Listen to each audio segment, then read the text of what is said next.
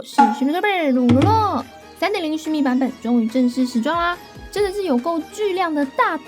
改版。不仅地图开锚点和前置任务就要花上不少时间，新角色时装的同时，还要适应7大元素最后一个草元素加入后的全新反应机制。因此，洛洛这边需要花比较多时间好好梳理一下如何安排攻略出产的顺序，还请大家稍加等候。那今天为大家带来的是原神首位在卡池中时装的5星草元素角色缇娜里。还是提这里。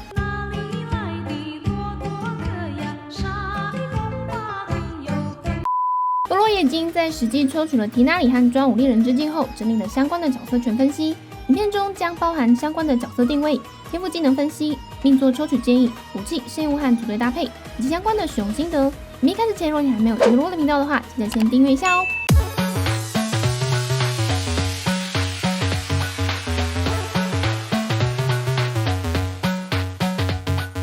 缇娜里为5星草元素弓箭角色，等级突破后增加的是草元素伤害。角色定位可以是战场主 C 或是速切副 C。作为版本更新后的第一位卡池时装的草元素5星角色，可以在队伍中发挥的作用还算多。不过要注意的是，缇娜里会在 3.1 版本后加入常驻池，因此往后的常驻火将也将会有总共6人的情况。在决定要不要抽之前，还是可以再更了解一下是否有需要再做抽取哦。缇娜里的输出方式是和甘雨类似的2段蓄力射击，蓄力射击的伤害倍率还算不错，基于自身的元素精通还能提升伤害量，是个很吃元素精通数值的角色，并且大招的能量只需要40点，元素充能需求相当小，所有天赋技能搭配起来具有高频的挂草作用。在新的草元素加入之后，若想要快速体验草元素和水、火、雷的相关元素反应的话，缇娜里也可以作为一个很好的入门导师以及挂草工具人。也因为草元素其实在触发相关的元素反应上，可以当做一个触发的媒介，因此即便天赋等级和元素精通没有叠高，尤其是草加雷的激化反应，只要后手打反应的角色练度足够，就可以很轻易吃到 1.5 到2倍的直接增伤。草元素尤其搭配雷元素且又吃元素精通加成伤害的角色来说，提升的幅度相当有感。因此即便抽到缇娜里，但是还来不及搜集到足够的天赋和突破素材，既有的雷元素角色也都可以感受到非常明显的提升。而相关的草元素与其他的3态转换的元素反应机制，洛洛也会再做相关专门的影片为大家讲解。缇娜里的普通攻击为4段的弓箭射击，主要的输出方式是透过2段蓄力的花铝箭来造成草元素伤害，并且还会额外产生4发能自行锁敌的蕴藏花矢，再额外形成草元素附着以及草元素伤害。缇娜里的2段蓄力射击倍率还算不错，因此在升级上可以优先以普攻作为主要加点项目。也因为缇娜里和甘雨一样，都是透过2段蓄力射击为主的输出方式，但两者的输出效果上还是有明显不同。甘雨是瞬发2箭，缇娜里是瞬发3箭。甘雨的2段蓄力射击可以透过射地面来打出范围箭射伤害，因此可以对单也可以对群，既适合 solo 也适合再搭配其他能提供辅助作用的队友，来让甘雨作用更大。而缇娜里的2段蓄力射击所产生的额外4发藏云花矢，都会全数自动追踪第1发命中的敌人，因此在对单的作用上比较大。搭配 Q 大招的连招输出之下，可以打出更多的连段又高速的 combo。此外，也因为草元素现阶段最好就是搭配能直接翻倍增伤的草加雷激化反应，因此缇娜里在输出时务必绑定至少1名雷元素角色。比起甘雨的 solo 能力来说，缇娜里的玩法更需要吃元素反应的操作和队友的搭配。缇娜里的1元素战技会向前投掷1颗噬种星雷，会形成一个领域，造成草元素范围伤害之外，还会在持续的8秒内对范围中敌人进行嘲讽。这个嘲讽范围由于是无形的领域，因此无法被敌人透过外力来中断，同时也会是一个做草元素相关反应的媒介领域，但是对于 BOSS 或是控制免疫的敌人无法嘲讽。此外，一技能的第2个效果将会使缇娜里获得通色式的效果，对于以蓄力射击为主要输出方式的缇娜里来说，这是一个很重要的作用，可以使缇娜里接下来3次花铝箭的蓄力射击时间减少 2.4 秒，因此通常在开完一技能后，缇娜里就可以再马上接3次花铝箭的输出 combo。另外，也因为元素战技的关键作用在于嘲讽、挂草、蓄力时间缩短，这些在初始天赋1级的时候就作用完整，天赋等级再往上提升只是增加技能伤害倍率，因此在升级顺序上可以放在最后或是不升，单纯作为提供通色式作用的辅助技能使用。缇娜里的 Q 元素爆发主要是立即发射6枚可以自动锁敌的缠藤箭，造成草元素伤害，每枚箭矢的伤害独立计算，如果命中缠藤箭的敌人附近还有其他敌人的话，附近的敌人会受到刺激缠藤箭的草元素伤害，伤害同样每枚独立计算，但这个刺激缠藤箭的范围并不大，因此缇娜里的输出作用上还是比较聚焦在对单上，或是站位比较密集的群体敌人。不过也因为 Q 大招的能量只需要40点，并且一次发动就是6枚草元素箭矢，搭配技能和通色式的3次高速花旅箭，缇娜里可以非常频繁的对敌人多次上草元素附着，提供给能够做3态转换的水、火、雷队友来做相关的元素反应。被动天赋1只需要在缇娜里发射2段蓄力的花旅箭后，就可以直接提升元素精通50点，花旅箭不需命中敌人就可以触发。被动天赋2会基于缇娜里的每点元素精通来使重击和 Q 大招的缠藤剑伤害提升 0.06%， 最多60%。假如要叠满60%的增伤空间，需要让缇娜里的元素精通叠到1000左右。不过若是作为战场主 C 或是输出位作用的缇娜里来说，叠双爆面板的空间还是有必要性，因此其实在叠双爆的优先度上会更高。不过目前队伍配置中，双草共鸣可以增加元素精通，叠满3层最多可以加100点元素精通。同时再搭配一些可以提供元素精通的辅助角色，缇娜里的元素精通可以预留空间提升主要的双爆面板。被动天赋3可以让缇娜里在队伍中时能看到须弥区域中所有特产的位置，对于需要开始探索须弥的玩家来说，是个可以快速搜集素材的功能。天赋升级优先顺序方面，可以先主升蓄力射击最常使用到的 A 普攻，其次是弥补伤害的 Q 大招，最后是提供缩短蓄力时间的一技能。A 和 Q 都可以先点满，最后再升一技能。由于缇娜里一技能的持续时间为8秒，冷却时间有12秒，因此缇娜里在使用完3次的花旅箭后，即便再接 Q 大招的缠藤剑，还是会有一段时间要等一技能的冷却。但这段时间若缇娜里还在场上持续输出的话，蓄力射击的等待有点拖时间，因此这段空窗期要做更有效的运用的话，最好是在速切给其他要做草元素相关反应的角色上场。所以在技能连段上，若是作为速切副 C 来操作，最好就是一技能或一发花旅箭起手，接3段2段蓄力花旅箭，接 Q 大招6枚缠藤箭，在下场换其他角色做反应。而若是作为战场输出的缇娜里，则可以是一技能或一发花旅箭起手，再切换雷元素角色做原激化，再切回缇娜里3段花旅箭打慢激化， Q 大招补伤害，再持续的蓄力花旅箭战场输出等 EAAA 的循环。灵命的缇娜里就有很完整的机制，是对于所有玩家来说相当友善的草元素入门和常驻值角色，提供草元素附着做相关反应的能力很出色，也具备相当的输出能力。有个一只灵命，即便拿来做元素反应工具人也很好用。在须弥地图探索还可以快速采集相关的特产材料，唯独就是专武猎人之境的效果非常绑定缇娜里，而且又是限定武器，不会进入常驻池。所以如果比较想发挥完全缇娜里的伤害或战场效果，可能会建议专武要优先有一把。一命增加重击的暴击率 15%， 可以在圣遗物的暴击率堆叠上有稍微缓解的空间。2命提供的是在一技能释放后，若视域领域中有敌人时，缇娜里可以再获得 20% 的草元素伤害加成，包含技能总时长，最长可以持续14秒。1命和2命主要都是提升缇娜里的输出能力，虽然都有所提升，但都不算特别质变，有抽到也不亏，但现阶段也不需要硬拼。3命和5命分别提升 Q 大招和一技能的天赋等级上限，又有3命的提升关乎于 Q 大招，因此3命在作用上大于5命。4命算是对于很需要元素精通的缇娜里以及需要做草元素相关反应的队伍来说很重要的一个关键命座。在缇娜里释放 Q 大招时，可以使队伍中附近所有角色提升60点元素精通，持续8秒，因此多人联机时也具备提供所有好友元素精通的作用。同时若缠藤剑触发了草元素的相关元素反应时，还会再额外增加60点元素精通，总共可以提升120点，非常多。每一次触发新的草元素相关反应都会重置此状态的持续时间。6命是输出型的缇娜里达到完整且关键的最终命座，主要是让需要2段蓄力的花旅箭减少蓄力时间 0.9秒，搭配一技能之后的3发花旅箭发射速度更快，并且命中后可以再产生额外1枚的残月花矢，直接再增加双倍的残月花矢。右旁边有一些杂鱼小兵的话，满画面都会是密集的草元素伤害数字，造成缇娜里攻击力 150% 的伤害，约可以提升缇娜里的 30% 输出总伤害。再搭配雷元素时，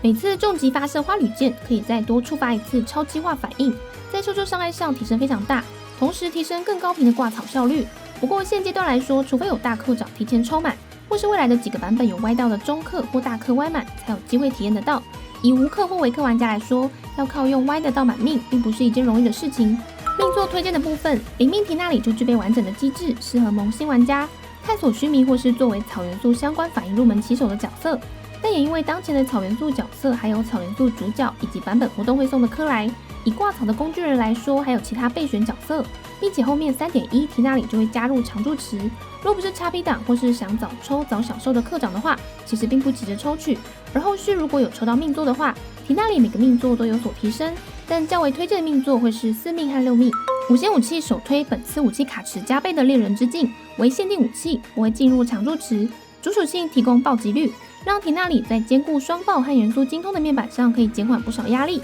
同时被动效果又与提纳里完美契合，副属性提供所有元素伤害加成，同时又可以基于自身元素精通提高重击的伤害量。而虽然打融化流的干预也可以使用这把，但最适合这把武器的还是非提纳里莫属，所以还是不太建议为了干预抽这把武器给他。但也因为这次武器池另外一把加倍的是灌红之硕，因此荷包不够深的还是考虑一下留给后面新角色。若是没有专武，其他可以替代的5星弓箭还可以选择主属性提供暴击率的东极白星，或是提供暴击伤害的弱水飞雷之贤阵，提供双爆的天空之翼。主打重击也可以使用阿莫斯之弓，但是主属性是提供攻击力趴数，所以双爆上要从零堆叠到足够的话，要适应4件套毕业的期王天数拉长，比较不容易凑。替代备案的5星武器会比较推荐东极白星和弱水为主，而作为辅助项的提纳里也可以使用周末积碳之师。透过武器被动可以提供队友和自己元素精通和攻击力。其他武器选择方面，洛会比较推荐虚名的锻造武器王下进士。相关的图纸取得来源需要完成虚名的世界任务森林书。后续洛会再专门做另外一支懒人包攻略影片。其他可以选择的武器还有绝贤，除了主属性提供提纳里需要的元素精通之外，E 和 Q 技能的伤害也都会提升，以及同为提供主属性元素精通的版本活动武器风花之颂。此外，主打输出也可以参考使用锻造武器视作弹月，或是机型武器可以获得的苍翠烈弓，弥补需要暴击率的空间，以及元素爆发伤害增加的蒙元之月等等。而破魔之弓虽然被动也有重击伤害加成，但要大招扣着不用，所以洛自己是不太推荐。但如果你的提纳里主要是作为速切的反应工具人定位使用的话，就更多选择了，像是祭礼弓、西风烈弓。辅助项要求不高，只要自己用的顺手都可以。圣物推荐虚名的圣物副本可以刷到的森林4件套，2件套效果提升15%草元素伤害，4件套效果降低敌人30%草元素抗性，是提纳里提升伤害最多的套装。其次也可以选择同为新的虚名圣物噬金4件套，2件套提供80点元素精通，4件套在有和穿戴者相同元素的队友时，触发元素反应会基于每一个队友增加14%攻击力。而若是和穿戴者不同元素的队友，触发元素反应会基于每一个队友增加50点元素精通。噬金4件套虽然在伤害量上比森林4件套稍微低一点，但是可以让提纳里在穿噬金4件套的同时，若再让一个队友穿上森林4件套，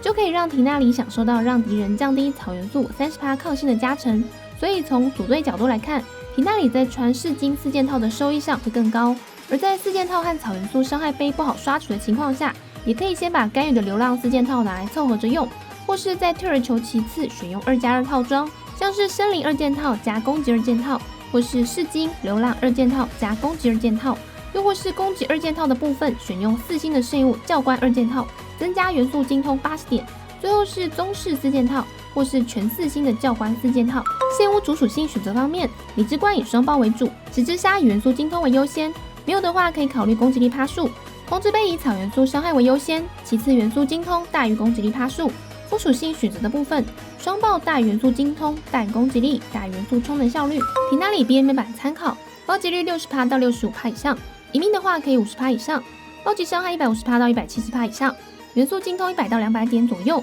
这边是以穿攻击力趴数的十之沙和草元素伤害相关的空之杯为主的面板。如果穿戴主属性皆为元素精通的十之沙和空之杯，甚至是加元素精通的圣物套装，则元素精通可以更高。但如同前面所说，提纳里作为一个需要输出的角色，双爆优先度最高。提纳里的组队思路主要从激化反应来延伸，也就是说队伍中一定要至少有一名雷元素角色，剩下可以从组双草共鸣、双雷共鸣，又或是组上可以提供元素精通、提供护盾、减抗回血的辅助角色等等。输出上主要透过草加雷打出激化反应，将会有10秒的时间让怪物处于原激化状态，而如果是雷草共存状态下的原激化反应，大约可以维持5秒。此时再透过后手的雷元素打出超激化反应，又或是后手的草元素打出慢激化反应。但以目前体验过草元素相关元素反应的心得来说，洛会觉得当前让草元素作为后台角色，雷元素作为前台角色会更好。理由是，虽然草与雷元素同时存在时，虽然不太会互相干涉，甚至有一种共存的状态，但两者之间的元素量还是会随着元素触发的同时逐渐消耗。又尤其雷元素会比草元素消耗得更快，所以以草元素先做起手，雷元素后手打超激化反应的效益更好。后续关于草元素相关反应的篇目，洛洛也还会再做个别的影片解说。以打激化反应的队伍来说，以草加雷元素为主的角色组成最好，因此这边先推荐双草双雷阵容，队伍组成为缇娜里加克莱加八重神子加九岐忍。以缇娜里作为队伍中的主要战场主 C， 可以穿噬金4件套；克莱作为提供双草共鸣的草副 C， 可以穿森林4件套降草抗，也可以用草主替换，以及触发激化反应的雷副 C 八重神子。若不是神子真爱党没抽的话，也可以用菲希尔或是雷电将军。最后是可以同时凑双雷共鸣，增加元素充能效率和兼顾回血的九岐忍，像是穿4风套可以减雷抗的秦团长。假如换成满命提供元素精通200点的迪奥娜来说也是可以的。不过要注意的是，原激化反应遇到水或火元素时，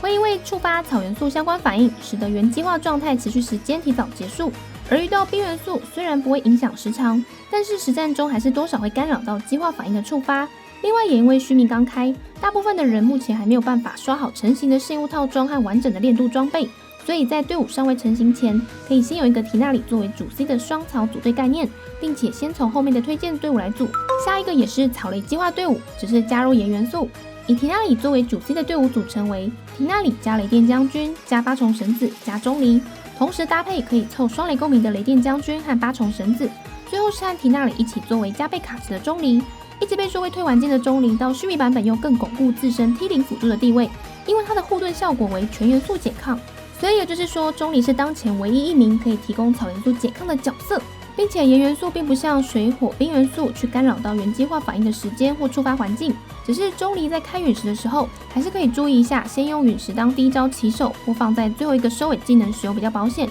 而若是2名以上雷电将军作为草雷激化队伍的主 C 的话，八重神子可以换成满命9条沙罗，这样队伍不只可以解放雷9万般的万叶和班尼特，同时搭配超激化反应又可以打出极高的雷元素伤害。当然，如果雷元素主 C 要换成柯琴也是没有问题的哦。阿琴，